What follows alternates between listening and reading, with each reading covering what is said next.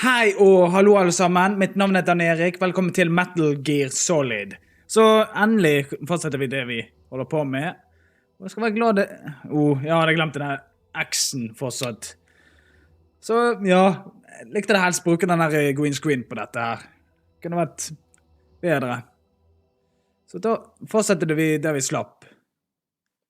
Akkurat der og den. Skal vi se, det var noe sånn, når du loader inn, eller lastet inn det du slapp. Ja, skal vi se. Ok. Snake... Alright, kan det være litt trekk her. Snake gets in touch with the Darpa chief. But the chief says that the terrorists found out one of them two detonation code necessary to launch the nuclear warheads. Yeah. The chief tells Snakes that it is possible to deactivate the detonation code by using the detonation code emergency override key held by Armstech President Baker, who is... Oh nei, the dumme aksen! No! And Kenneth Baker, who is trapped on the second floor basement. However, right after that, he dies from a heart attack. Snake cooperated with a female soldier that he met and escaped the cell and head for the second floor basement of the tank hangar to rescue Baker. Så ja, vi må redde Armstech. Hva var det het igjen?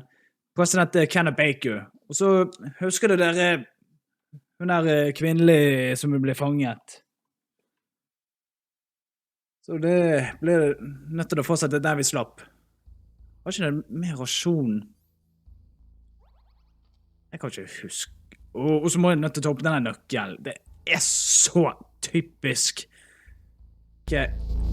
Så skal vi sette opp det volumet tilbake, sånt. Noe jeg må nødt til å ha under her. Yes, rasjonen. Kom an. Ja. Så må jeg ha noe, kanskje ammo eller noe.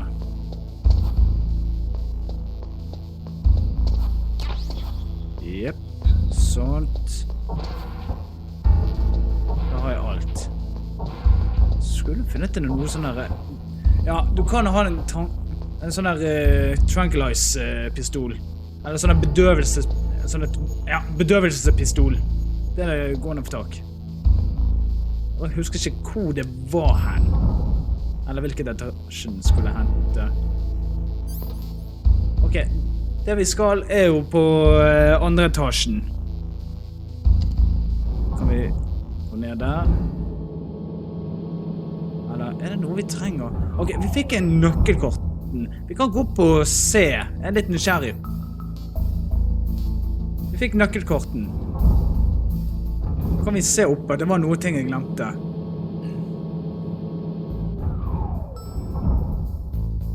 Jeg håper ikke det er noe oppe her. No. Og så er det en oppe, antar jeg. Kan ikke se meg.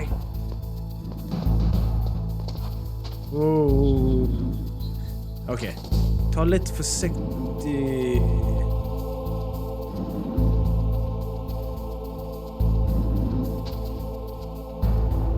Hold han for sove. Ok. Nå kan jeg skyte lydløs. Yes!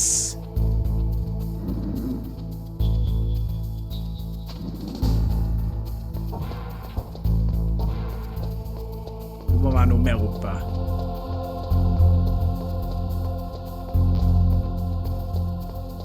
De der kameraene er... Skal vi se. Kom an. Skift en vinkel. Sånt. Helt kom med denne styringen. Så fikk jeg chef-granate. Det kan være greit. Og så, ja... flyttekartonger. Den er veldig... Se, er det noe der? Nei, den var grei.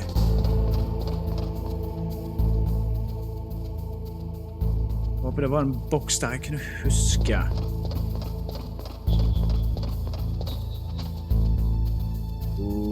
Det er en under der, bare ikke de hører bråket mitt. Så fikk jeg noe, ja. Det var ikke sånn jeg gikk inn her og hentet noe.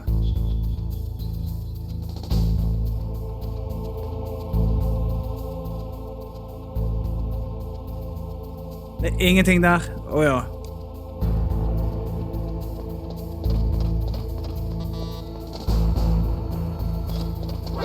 Nei! Ah! Søren! Ah, jeg brøt. Ah, come on. Søren. Åh! Nei! Snake! Åh, hvor er den slangen? Jeg skulle ha tatt den og bare ga en livredning. Ok. Da skal vi se. Da skal jeg den veien. Bare vente denne security guarden flytte seg. Yes. Kan jeg få endelig... Så det var ingenting der oppe, og det skal absolutt ingenting der. Har jeg boksen? Nei, den må jeg ta. Så må jeg flytte boksen også.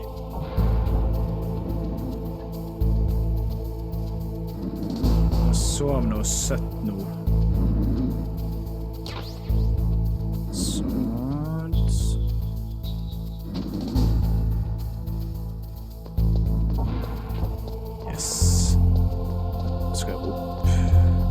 De der flyttekartongene. Imponert at jeg fikk den her Ok, ikke med kameraskuff, please.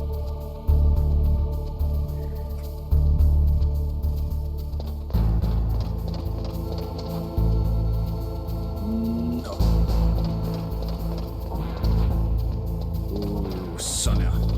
Da henter du bare disse to.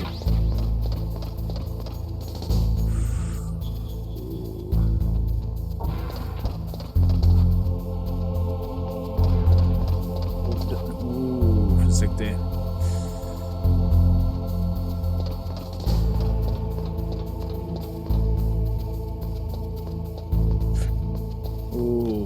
Ok, da har jeg alt. Trenger ikke. Greit. Sånt. Heisen, kom igjen. Sånt. Den er på. Wow.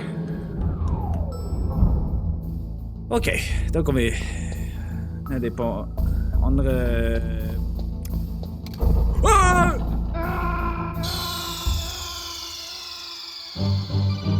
Snake, answer me! Snake! Jeg glemte visst det. Jeg tar ikke livteller. Eller sånn dødsteller. Ingen sånne dødsteller. No.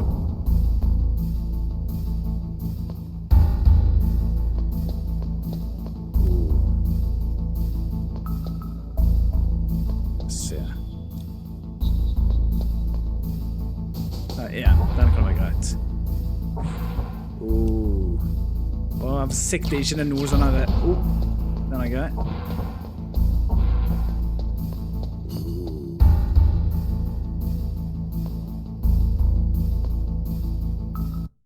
Gi meg et øyeblikk, det var noe. Glemte et par ting, det er noe viktig. Gi meg et par sekunder. Sånt. Da er jeg tilbake.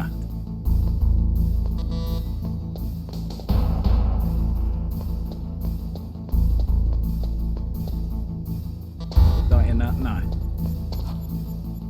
Ok. Ja, her er ikke det noe vakt ennå, så det kan... De kommer sånn senere, jeg vet ikke hvor tid...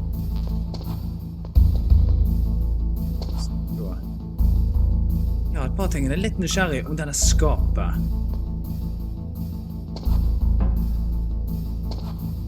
Ikke? Nei. Og hvordan klatring da?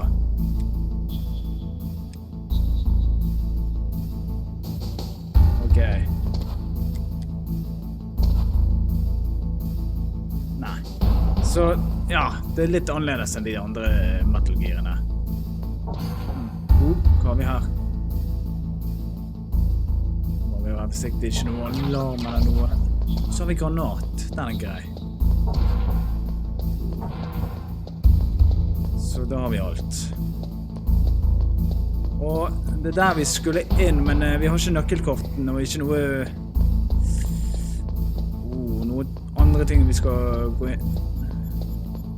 Så det er, ja, det her inne han President Baker som fanget. Den eneste måten vi kan finne ut, hvis dere ser, og jeg kan ta litt avstand. Jeg merker noe på gulvet, bare vær forsiktig. Hvis dere ser den veggen, annerledes til de andre, så den svak.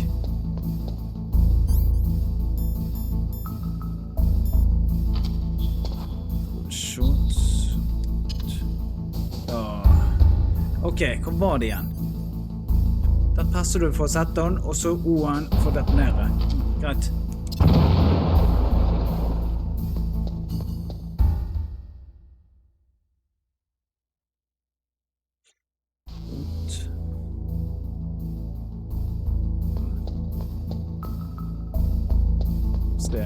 Og der ser dere en til. Så da må vi nødt til å detonere her. Sånt. Der. Apropos det, da kan vi sorry. Select, og så må vi save for tilfelle. Jeg ville gjort det. Snake, you can't use your radar in that area. There's some kind of electronic jamming coming from there. I wonder what it is. Anyway, be careful. Ja, jeg merker det. Sånt og sånt. Der, ja. Be careful, Snake. Yes, det skal jeg. Så da setter vi bombene her. Eller C4. Det er litt feil. Da tar vi pent med pistolen inn.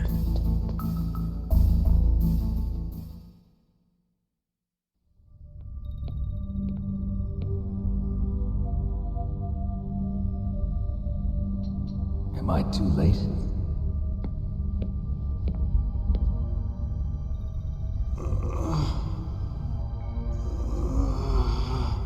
He's alive. You're the Arms Tech President, Kenneth Baker, right? Yeah. Don't worry. I'm here to save you. No, don't touch it. C4. Ikke bra.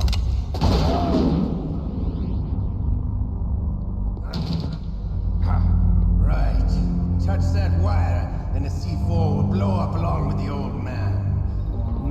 So you're the one that the boss keeps talking about. And you? Special Operations Foxhound. Revolver Ocelot. Ocelot. Favoritten min. I've been waiting for you, Solid Snake. Now we'll see if the man can live up to the legend. This is the greatest handgun ever made. The Colt Single Action Army. 6 bullets, more than enough to kill anything that moves. Now I'll show you why they call me Revolver. Revolver Ocelot. Draw! Yeah! Ok, nå må jeg nødt til å... Hiding won't help you. I understand the bullets you see. I make them go where I want. Au! Så da må jeg unngå...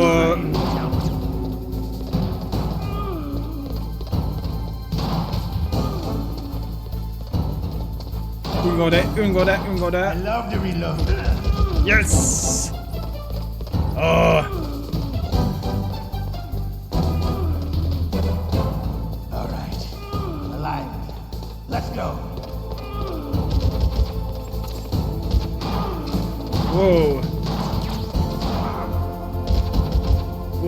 Come on. You better hurry up. The old man's not gonna last too long.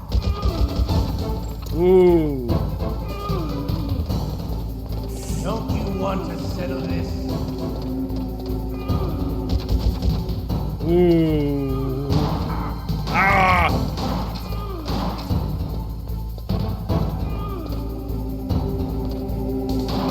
I love the smell of corda.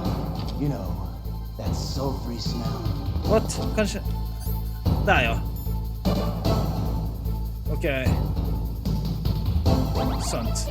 Nå må jeg være skjerpen her. Nå må jeg være skjerpen. It'll be the smell of your own death. Yes!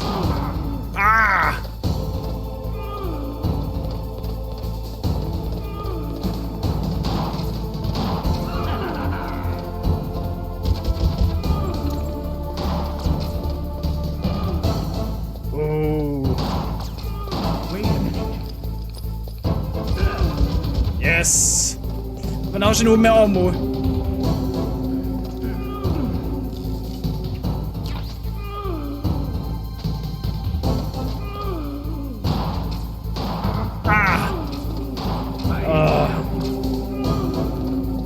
Come on.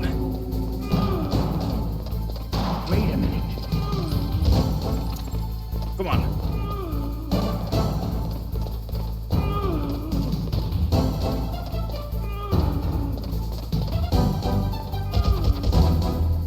Come on.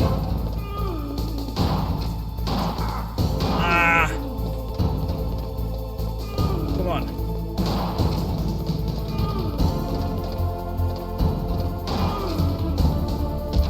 Nei, må være litt forsiktig med ammo jeg bruker.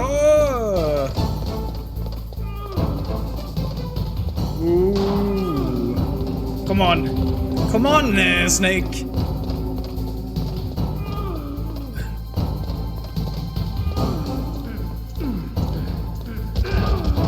Der. Får ikke noe med ammo.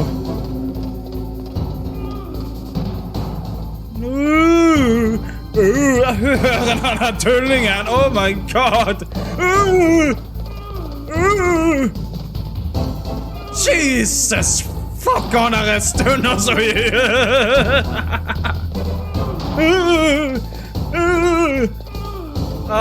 Vet, det er mulig.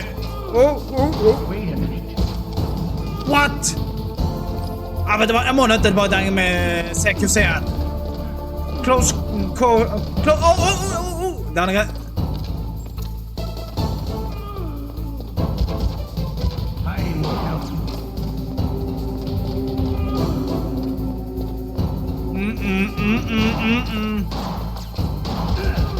Yes! Wait a minute.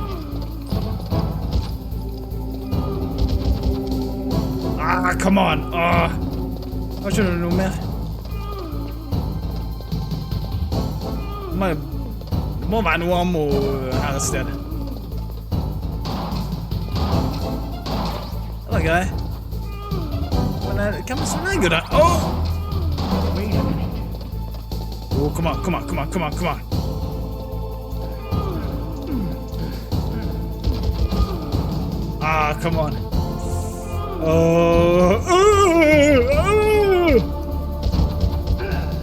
Yes!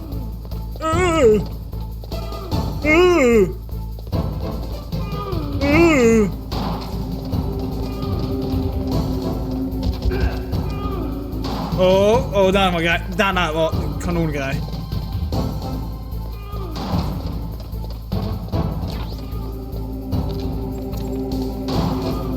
Wait a minute.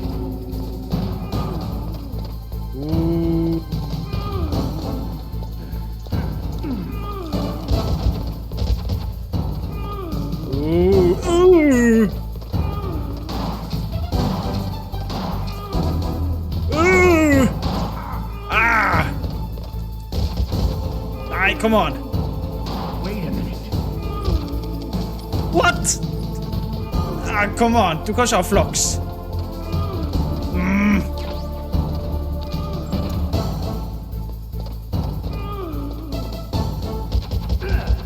Yes.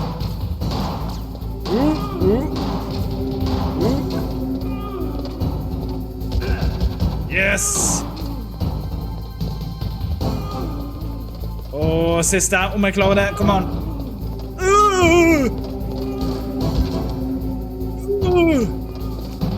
Herregud, den lyden.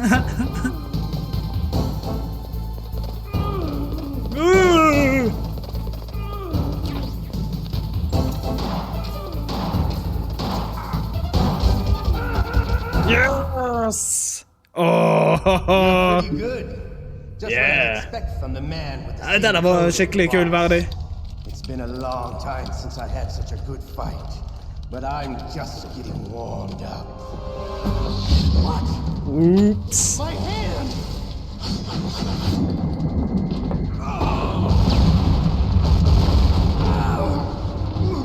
Oh. Stealth camouflage. Can't you even die right? You were lucky. We'll meet again. Who are you? I like you. I have no name.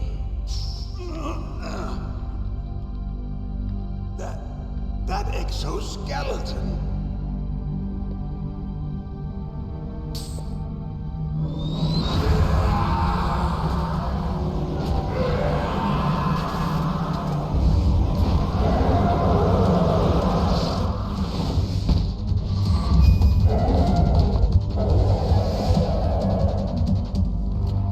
Who the hell? Ja, det er veldig imponert denne kampen. Who are you? I'm not one of them. The DARPA chief told me he gave them his detonation code. What about yours? Oh, I get it. Jim sent you. You're from the Pentagon. Answer my question. What about your code? There's no time. I talked. What? Now the terrorists have both codes and can launch any time. It's not like I didn't fight. I managed to resist Psycho Mantis's mind probe. He couldn't read you? How'd you do it? Surgical implants in my brain. Surgical implants? Kind of like a psychic insulation. Everyone who knows these top secret codes has it. Even the DARPA chief? Of course. But the DARPA chief said Mantis got his code by reading his mind. Are you sure you heard him right? Yeah, I'm sure. Huh. In that case, how did they get your code? I never had any training on how to resist torture. It looks like he had some fun with you, all right. Oh, he's not human. I tell you, he loved every second of it. What happened to your arm? He broke it. Looks like you're more than even now. His was sliced off. Ha, you're a funny man. So the DARPA chief, is he okay? Dead. What? Can't be. No, that's not what you promised, Jim. Now you want to shut me up. Calm down. What's wrong with you? I just told you I was here to save you. I didn't kill the DARPA chief. He had a heart attack or something. A heart attack? Oh, don't be a fool. Anyway, the terrorists have both codes now. Those boys are totally insane. They wouldn't hesitate to launch. I agree, but what do they really want? Oh, who knows? Maybe they're like us in the arms industry, always looking forward to the next good war. Well, I'm not gonna let these maniacs start a war today. You still have the card keys? Card keys? To override the detonation code. I heard you had them. No, not anymore. What? Who does then? Not the terrorists. No, that woman. Woman? Who? A soldier that was thrown in prison along with me. A female soldier. It must be. She said she had just joined up as a new recruit. They threw her in prison because she refused to take part in the rebellion. A new recruit? Could that be the colonel's niece? I gave her the key. Looks like she managed to break out of here, though. I hope she's okay. I'm sure she is. She's green, but as tough as they come. But how did you know she escaped? I was in contact with her by codec. Until I was tied up here, that is. Codec? Yes, she stole it from the guard. If she still has it, you should be able to contact her. I'm sure she still has it. What frequency was she at? Oh, yeah. Let me tell you, it's... Oh, sorry. I forgot. Wow! Oh, that's right. It should be on the back of the CD case. Try to contact her. I'll contact her right away. But tell me, if this doesn't work, is there some other way to prevent the missile launch? You need to find Hal Emmerich, one of my employees. Who's that? The team leader of the Metal Gear Rex project. A genius at engineering, but a little bit of an oddball. If there's anyone who can figure out how to stop Metal Gear from launching, it's him. What if he can't come up with anything? You'll have to destroy it. Emmerich knows how to destroy Metal Gear. Where is this Emmerich? Well, he's probably being held somewhere in the nuclear warhead storage building. It's north from here. That's where he worked. I understand, but why Metal Gear? The nuclear age ended with the turn of the millennium. Oh, you're wrong. The threat of nuclear war isn't gone. In fact, it's greater than it's ever been. The amount of spent nuclear fuel and plutonium is increasing even today. Listen, have you ever seen a warehouse full of nuclear material? No. Drums and drums of nuclear waste stacked this high, as far as you can see. Because there's still no real way to dispose of the stuff. So they just close the lid and try to pretend like it'll go away? Essentially, yes. And they're not even doing a good job of storing it. Many of the drums are corroded, with nuclear waste seeping out of them. Unbelievable. Not only that, but several pounds of MUF are reported every year. MUF? It stands for material unaccounted for. It proves that there's a large and well-organized black market in nuclear materials.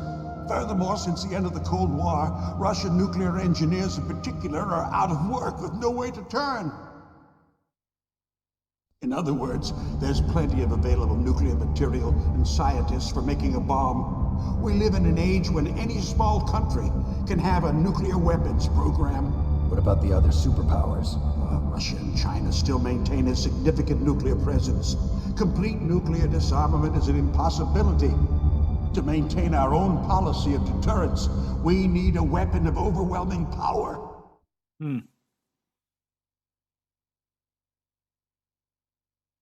You mean Metal Gear? Yes. Metal Gear. You know, our industry suffered quite a blow as a result of the cuts in military budgets due to this so-called peace. I remember hearing a lot about mergers, stumble. takeovers among the big weapons makers. Yes, and after my company lost their bid to produce the Air Force's next line of fighter jet, the Metal Gear system was our last ace in the hole. That's why we pushed to have Metal Gear developed as a black project. Black Project? Secret projects paid for by the Pentagon's black budget. You can avoid a lot of red tape and get a great lead time on your weapons production. And no one can bother you. Not even those bleeding heart liberals on the Military Oversight Committee.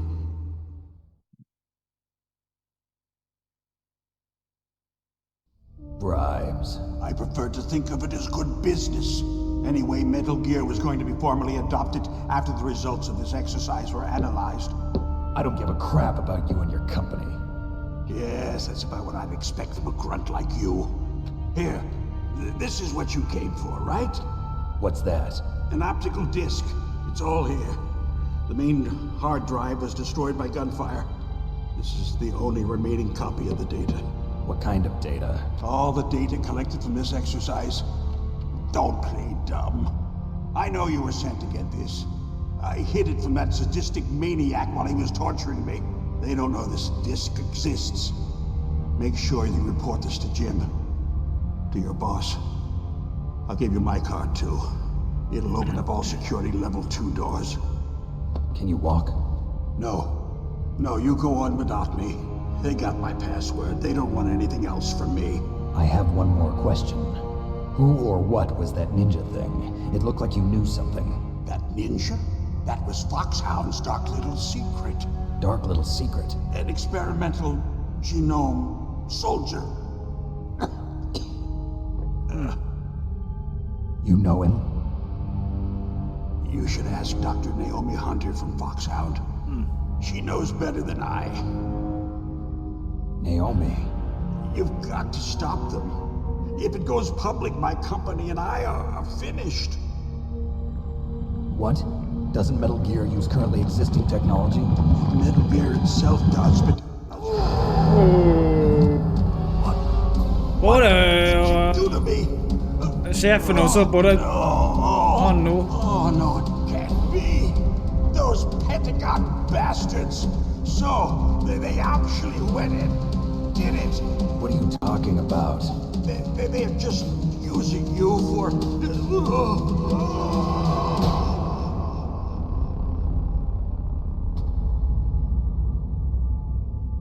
Ooh.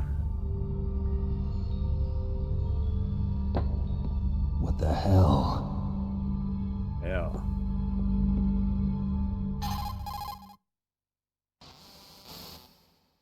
Colonel, are you listening? Now he's dead too. I have no idea. Don't lie to me. It looked like another heart attack, but... Some kind of poison? Well, there are lots of drugs that can cause a heart attack in large doses. For example, potassium chloride or dioxides, but we won't be able to tell without doing an autopsy. Damn. Snake, I want you and Meryl to work together. Can I trust her? More than you can trust me. Get in contact with her. Snake, there's a lot of electrical interference coming from there. It should be okay if you do burst transmission like us, but normal transmission is probably impossible. Try moving away from that area. Snake, get a hold of yourself. Naomi, what the hell was that ninja thing? A member of Foxhound? No. Are you sure? Yes, we have no one like that in our unit. Is that right? Snake, I'm counting on you. Ok. Og så fikk jeg litt sånn ekstra liv, ser jeg. Ja, det høres flott ut. Så, ja. Dere ser at det står jamming, og jeg kan ikke snakke med hun der Meryl i... sorry, det er så jævlig høyt nå. Så, kanskje akkurat snakke med Meryl akkurat når det er forstyrring med de der akkurat nå, så vi får... Ja, det skal være en annen vei her, men her er det noe, ikke helt noe sånn riktig vi skal. Det er noe sperring et eller annet. Og så fikk vi ny... Ja, nå fikk vi level 2 kort. Det skal være en greie. Og skal vi se mer. Nei, det bare kommer oss ut, og så finner vi henne.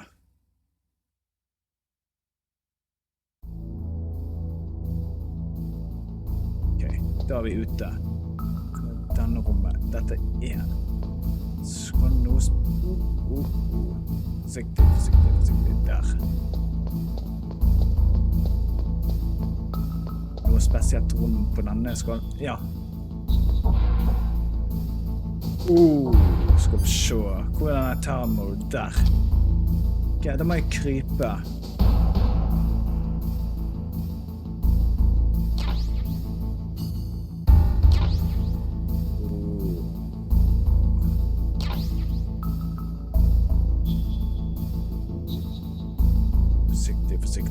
Forsiktig. Ja. Dette er spionenoppdrag.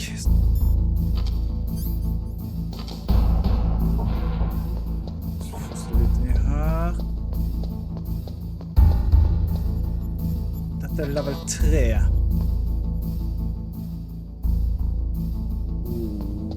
Tror vi skal prøve å finne noe trygt sted. Håper ikke han ser på meg. Sånt. Litt nysgjerrig om jeg skal... Nei, bare fokuser.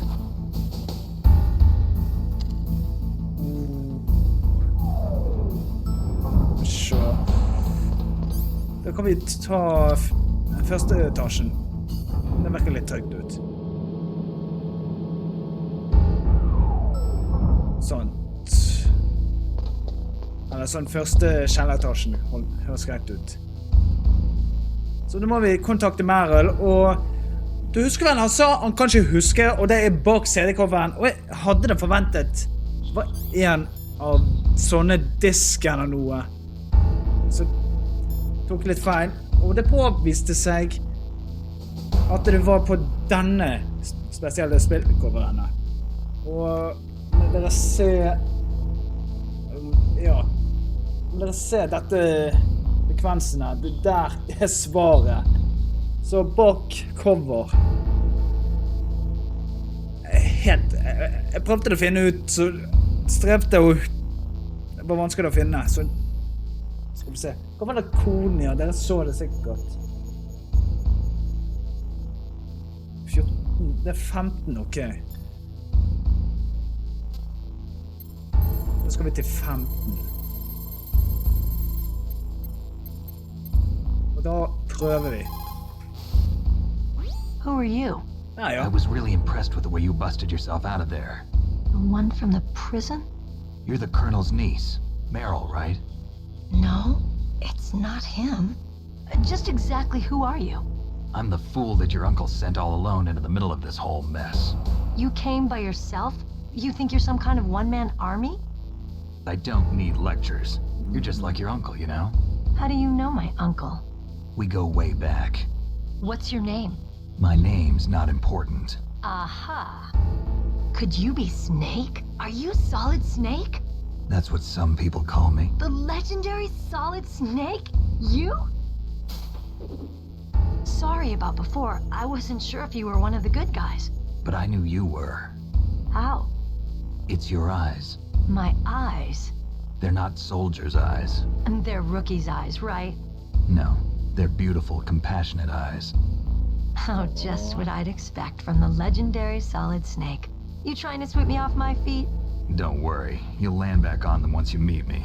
The reality is no match for the legend, I'm afraid. Oh, I don't believe that. Why did you look so surprised when you saw my face? Because you look just like him. You mean the terrorist leader, Liquid Snake? Yeah, you know him? You're not brothers, are you? I have no family. So what's the deal then? Who knows? Why don't you ask him? But first I want some information. You were involved in this exercise from the beginning. What exactly happened here? I'm sorry. I was captured along with President Baker right after the terrorist attack. That's okay. But what is this place? I don't think it's just a nuclear weapons disposal facility. Boy, oh boy, it's just like them. Nobody told you anything, did they? Okay, you see, this place isn't really for disposing nuclear weapons. This base is owned and operated by a dummy corporation of arms tech. This is a civilian base? Right, for the development of Metal Gear. Colonel. Foxhound and the Next Generation Special Forces were called here for the test launching of a dummy nuclear warhead. Why Foxhound? Because they're a special ops group used to handling top secret missions. They figured they could help keep it all hush-hush. But we must have fired nuclear warheads before. Why just this time? I heard it was because this was to be a final test before the formal adoption of the Metal Gear program. Well, that's what I heard anyway. Sounds kind of fishy. So what do you think the terrorists want? Sorry. I'm not sure. I was captured with President Baker right after the revolt started. Oh yeah. That's when he gave you the detonation code override keys, right? That's right. Amazing you were able to keep them hidden from the guards. Well, women have more hiding places than men. Anyway, you met Baker, huh? How's he holding up? He's dead. What? Heart attack. Same as the Darpa chief. Yeah. The chief died from a heart attack too? Yeah. Was either of them sick or anything? No, not that I heard of. Well, I don't believe in coincidences. Something funny's going on. Sounds like it, but I have no idea what. Me neither. Yet. Do you know the person who designed Metal Gear? You mean Dr. Emmerich? Yes. Is he still alive? Probably. He should be in the research lab in the second-floor basement of the nuclear warhead storage building to the north. Second floor basement? Yeah, that's where his lab is. I think they're forcing him to work on the nuclear launching program. So they'll need him alive until that's done anyway. Then we better do something before he finishes. You're right. In case we can't override the detonation code in time, I need to ask him how to destroy Metal Gear. You plan to take that thing on by yourself, Snake? It won't be the first time. Oh. What's the best way to get to the building where the doctor is being held?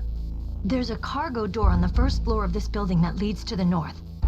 What's the security level of the door there? 5. But it's okay. I've got a level 5 card. Well, I've got to go save the doctor. You should go. I'm going with you. No way. You're still too green. I want you to hide somewhere. I'm not green. Oh, yes, you are. You pause for just 1 second in front of your enemy and it's all over. Good luck doesn't last forever. I don't know what happened. I just couldn't pull the trigger right away. I never had any problems in training, but when I thought about my bullets tearing through those soldiers' bodies, I hesitated. Shooting at targets and shooting at living, breathing people are different. Ever since I was a little girl, I always dreamed about being a soldier. Every day of my life, I've trained my mind and body for the one day when I could finally see some real action, and now... So what now? You want to quit? I can't quit. I can't allow myself to quit now. Listen, Meryl, everybody feels sick the first time they kill someone. Unfortunately, killing is one of those things that gets easier the more you do it. In a war, all of mankind's worst emotions, worst traits come out. It's easy to forget what a sin is in the middle of a battlefield. But this isn't a war. It's a terrorist action. You're just a little jumpy from the combat high. The adrenaline in your bloodstream is starting to thin out. Just take it easy. But I learned all about combat high at the academy. We'll talk about it later. For now, just think about keeping yourself alive. If I get out of here alive, I'll think about that other stuff. Okay. Let me try to say this another way. Stay the hell out of my way. Yeah. You're a real bastard. Just like my uncle said. Huh. I told you. The real me is no match for the legend. It looks like you were right. Okay, Snake. I'll be a good girl. We'll link up after I grab the doctor. Then we'll take care of the detonation code override. Gotcha. But listen, I know this area better than you. Call me if you have any questions. Be careful, okay? After I open up the cargo door, I'll contact you. Ja. Og... Skal vi se. Jeg må nødt til å save. Please, option den tar lang tid. You caught Snake? Ja, save. Eller lagre. Sånt, cirka sånt. Der. Noe mer... Snake, like Shakespeare said, knots had all spent, where our desire is got without content. Basically, it means that your desire can get you into trouble if you're not careful. That goes for items too. Don't get too greedy or you might be sorry. Be careful, Snake. Ja, og skal vi se. Jeg må nødt til å si... dessverre avslutte denne episoden, så takk for dere så på denne episoden, så ses vi igjen neste gang. Ha det riktig fin videre. Hei da!